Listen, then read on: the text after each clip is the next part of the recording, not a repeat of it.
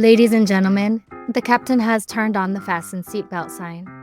If you haven't already done so, please make sure the volume of this podcast is set perfectly to your listening enjoyment.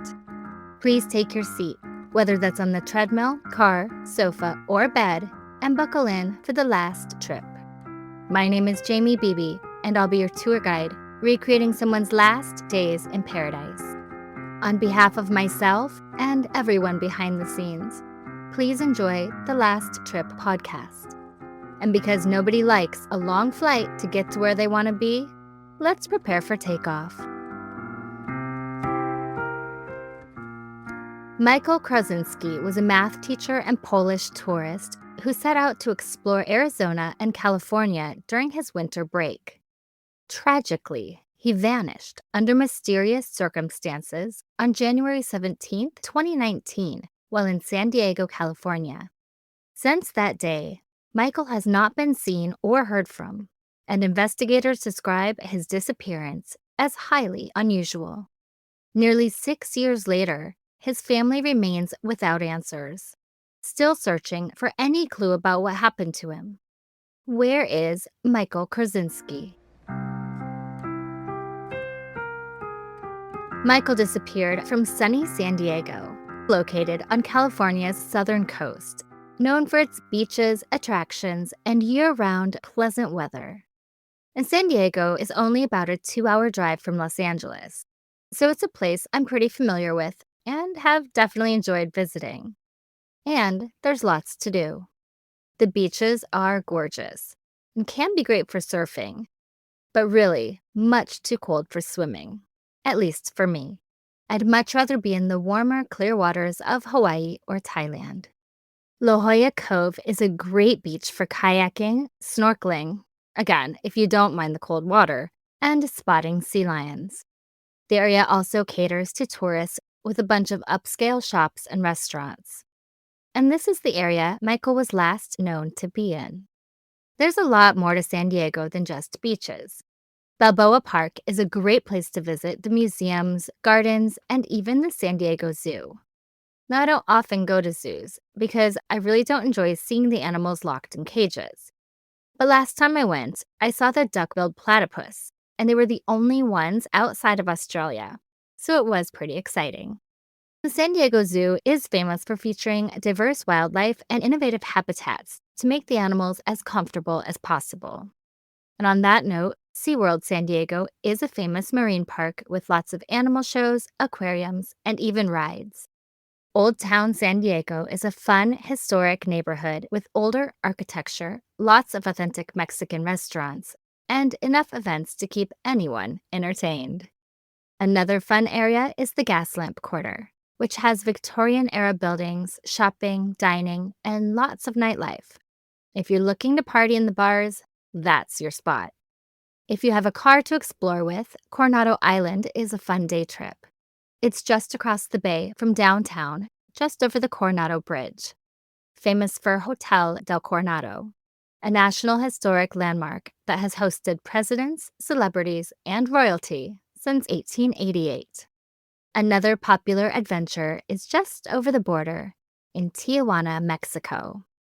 There are several border crossing options, including the San Isidro Port of Entry, which is the busiest land border crossing in the world. You can walk or drive across. Just be sure to bring your passport. And keep in mind that while going from San Diego to Tijuana is pretty quick, coming back can take several hours, especially on weekends or holidays. US dollars are widely accepted along with credit cards, but having Mexican pesos for small purchases is helpful. If you're driving across the border, make sure your car is in good condition, you have proof of ownership or a rental agreement, and your insurance is up to date. If you get stopped while driving in Mexico, stay calm and keep your hands visible. Don't make any sudden movements or argue. It's no secret that Mexican authorities can be corrupt, so it's best to do what they ask. That being said, Mexican law prohibits officers from confiscating your driver's license, car registration, or vehicle unless you're involved in a serious offense. If an officer insists on taking any of these, ask for a receipt and clarification. Bribery is very common in Tijuana. If an officer hints at a bribe, it's up to you whether you want to do it or not. One of the times I was in Tijuana, an officer said he was going to arrest me, but I didn't do anything wrong and he wouldn't give me a reason. He told me if I paid $300, I could leave. I told him I only had $40, and he took that as a bribe and I was free to go. But another time, I was on the beach and two officers told me I had left somewhere without paying my bar tab, which I knew wasn't true because I hadn't been at a bar. They told me I could pay them the cash I supposedly owed from the bar, and when I refused, they took my purse, looked through it, and took all the cash I had, which probably cost me more than if I had just paid the bribe. Whatever route you decide to take, tread lightly and try to get out of the situation as quickly and easily as possible to avoid trouble. Crossing the border can be a fun day trip, but keep in mind that Tijuana is considered one of the most dangerous cities in Mexico. That doesn't mean you'll have any problems, but definitely stay on the side of caution. I would leave before nightfall if you don't have accommodations planned ahead of time. Don't drink or party too much. Don't drink the water. Stay in tourist areas. Don't bring a lot of cash or expensive items with you. And don't leave anything of value in your car when you park.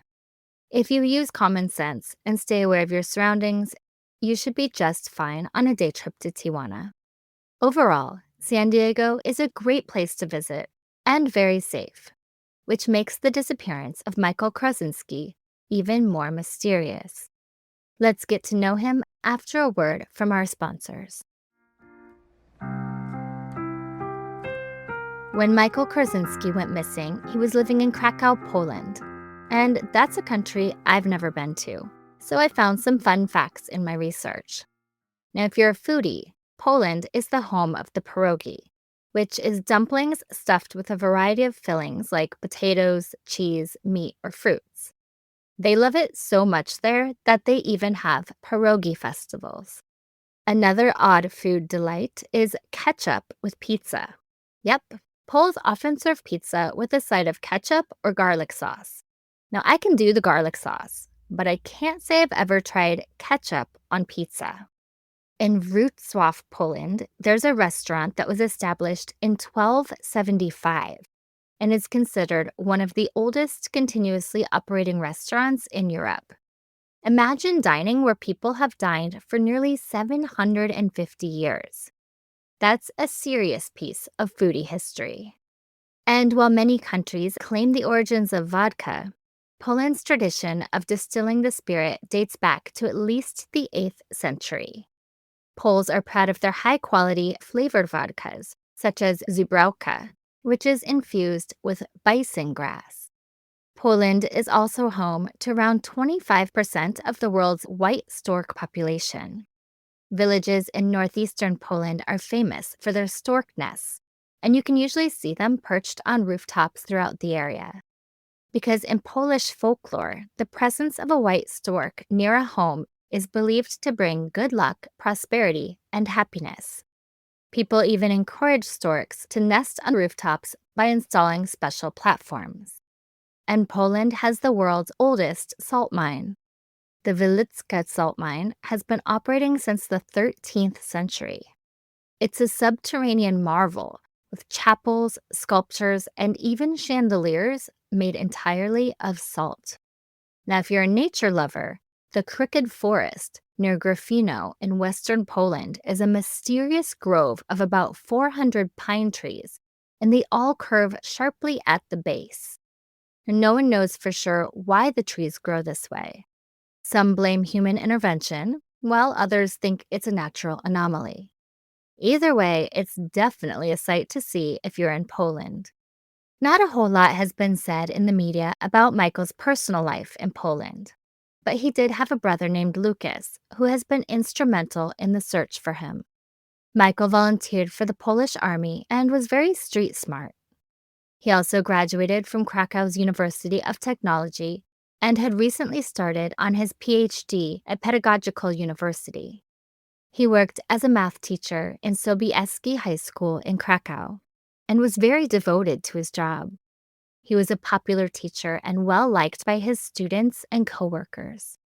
He loved traveling and had traveled to the United States before, to both Arizona and California. This trip took place during his winter break from school and involved plans to visit some friends in Phoenix and then a couple more friends in San Diego. During this trip, just like his previous travels, Michal had contact with his family more or less every day and posted often on social media. But tragically, while visiting San Diego, Michal vanished without a trace. Let's jump into what we know about the timeline in this case.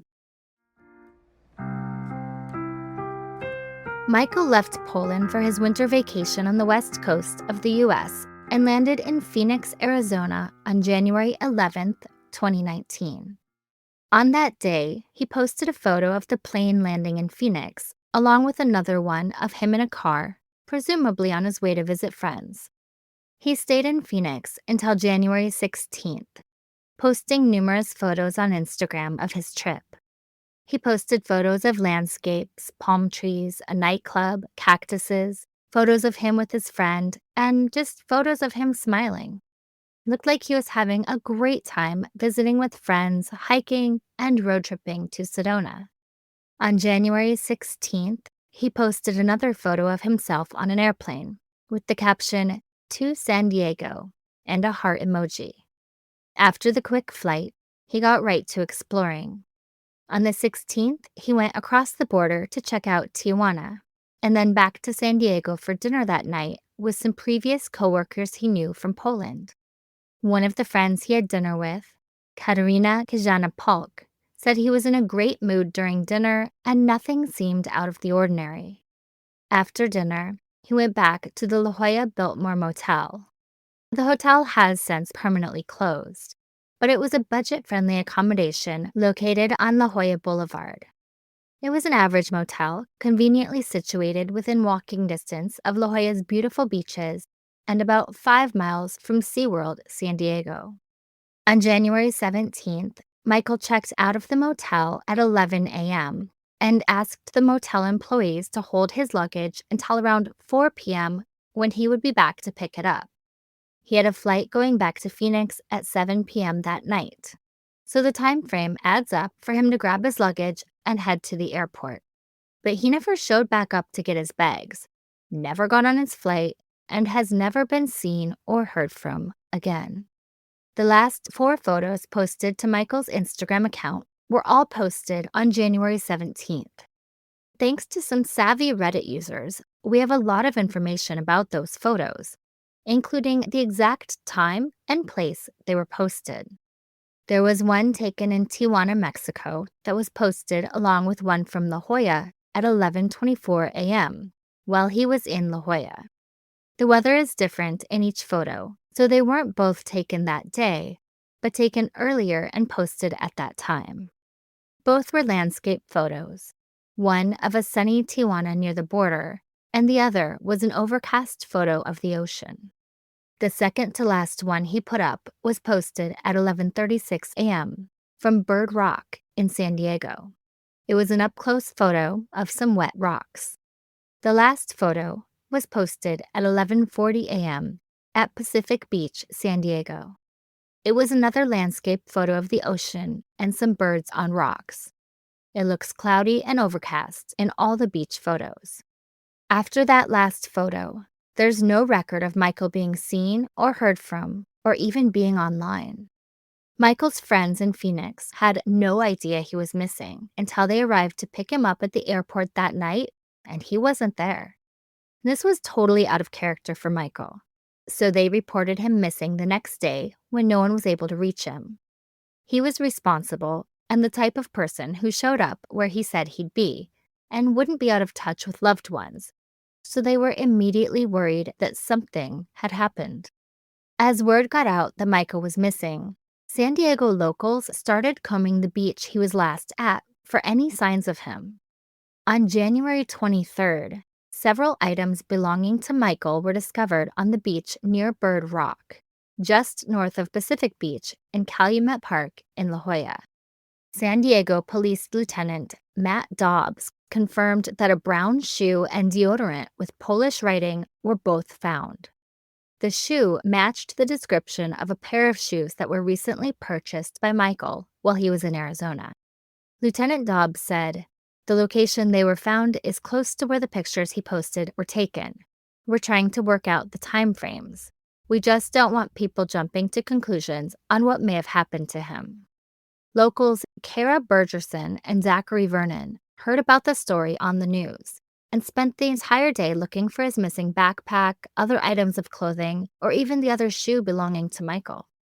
They said, "If my family member were missing, I'd pray someone would come out and search for him or her, especially having family overseas. I can only imagine how helpless that feels. It's just heartbreaking. I pray he can come home safely. We're just doing zigzags on the beach and seeing if we can spot anything out of the ordinary, hoping to find some sign, something, to give some clarification on what happened or where he may be." Although they didn't find any more clues or signs of Michael, it speaks volumes about the people of San Diego that were doing what they could to help someone they didn't know. Investigators said that Michael has never been reported missing before, and also stated the circumstances surrounding his disappearance are considered unusual. But there's been no follow-up to what they meant by unusual. Did they find something that made them believe foul play was involved? Or was it just unusual for him to be missing because it was out of character? Michael's family enlisted the help of the Ithaca Foundation. The Ithaca Foundation Center for Missing People is a non-governmental organization that searches for missing people and supports their families. It was established in 1999 and is Poland's only non-government organization that comprehensively deals with the problems of disappearance, and all their services are provided free of charge. Unfortunately, overseas disappearances are much harder to navigate, and while they helped Michael's family the best they could, they were still in a difficult position to help Michael. Concerned students from Michael's math classes posted in local forums and on Reddit, asking the people of San Diego for help finding Michael. They told people how much he meant to them, and even made personal videos pleading for help in the search. But still, there were no signs of him. By February 25th, a drone search of the area was completed, but still came up empty. A professional team with drones equipped with cameras scoured La Jolla and the beach they knew he was last at from Instagram. They even searched the Bird Rock area, which was especially difficult to access by foot because of the cliffs. But there was no trace or sign of Michael or any of his things in the drone photos. Absolutely nothing useful was found. Unfortunately, after a few months, the news about Michael's disappearance died down completely, and his name has since disappeared from the media. This often happens when a case goes cold, and even more often when we're dealing with different countries, languages, and cultures. Michael's family misses him incredibly, but they had a really hard time searching for him. It was expensive for the family to travel to the United States to talk to the police, but they also had problems getting information from the police, who told them they had to come to the US to get the info. They started a fundraiser saying, "Unfortunately, the costs of the search are beyond our financial capabilities due to the large area of the search and complicated legal procedures in both countries." But even with the fundraiser, they haven't been able to get any further in the case. So, what happened to Michal Krowczynski? This is one of the colder cases I've covered because there just aren't any clues. It's like Michael just vanished right off the beach that day. While there aren't any clues, there are a few theories. The first theory is that he somehow fell in the water and drowned. I do believe this is possible for several reasons. First, there are areas with high cliffs. He could have been trying to get a photo or leaned in for a better view and fallen. Second, there was a storm and a high surf advisory on the night of January 17th. Michael wasn't familiar with the area and might not have been familiar with the sea and high surf. He might not have realized the danger of the waves and was swept away. On those cliffs, particularly during high tourist seasons, it's not unusual to have 1 to 4 rescues a day. Falls are very common. Most are younger, under the age of 25, or elderly, over 70 years old. And statistically, most are tourists, with many being under some degree of influence of alcohol, weed, other drugs, or a combination of all three. The number of fall victims that had cameras or were taking photos like selfies were extraordinarily high. And we know Michael was taking photos of the beach and water that day. Speaking of photos, another theory is that Michael's last Instagram post had a hidden meaning. He wrote, "I was reborn here. Thank you, Earth." Is saying he was reborn a hint that he decided to start a new life abroad? Anything is possible, but his family said he'd never leave his life. He loved his job and his life in Poland and had plans in Krakow when he got home, including completing a doctorate at the Polytechnic. One thing that a lot of people questioned was whether he could have gone back to Tijuana that day and disappeared from there. The photo he posted from Tijuana was actually from the previous day, and he was in San Diego when he posted it. But could he have gone back to Tijuana? There's no record of him going back across the border, and he had every intention to get on his flight to Arizona that night, and would not have had time to go all the way to Tijuana and back. Also, he had just gone the day before, so why would he want to go back the next day? Now, the only reason I can think of would be if he had met someone and went back to meet them, maybe near the border, and something happened to him there. But I think it's more likely something happened on the beach.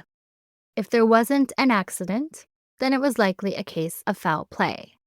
Crime happens everywhere, and Michael could have been the victim of a robbery gone wrong or a random homicide.